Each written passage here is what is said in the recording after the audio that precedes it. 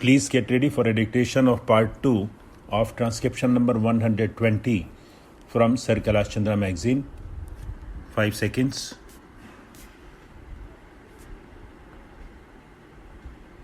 Start. In the rural areas as well as in the urban areas, there is not only unemployment, but there is also underemployment on a very large scale, which is one of the main causes of our poverty. And if the plan succeeds in enlarging these opportunities of employment, it will have attained a very great object. Then, sir, another object and the principle is to promote enterprise among the different classes. Now, sir, the whole nation is not just on one level as it is in the case of France, Germany, or England. We are, if I may say so, a sort of multinational people. All sorts of communities are there. We have got the backward areas, we have got the scheduled tribes, we have got the scheduled castes, and certain communities have got an advantage over other communities, maybe for any reason, or maybe due to the British period. There is, for instance, the Parsi community or the Marwari community,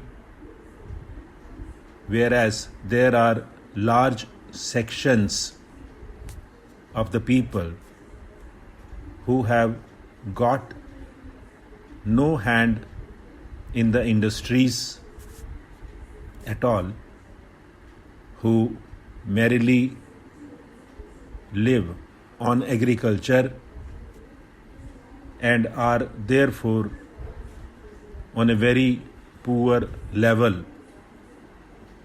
Therefore, our aim is to plan investments in such a way as would lead to the promotion of industrial enterprises among the disadvantaged classes, so that every section of the community, every caste in the community may have an equal opportunity for all the good things of life, because merely calculating that our per capita income will be so much,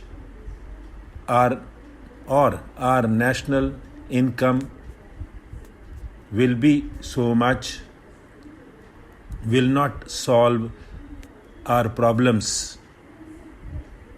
What we want is that all the communities which have been at a disadvantage so far, for whatever may have been the historical reasons, should have equal opportunity to advance and better their conditions of life.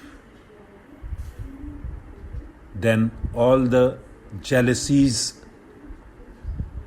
between region and region, between class and class, and between caste and caste will go, and then we shall begin to feel that this Commonwealth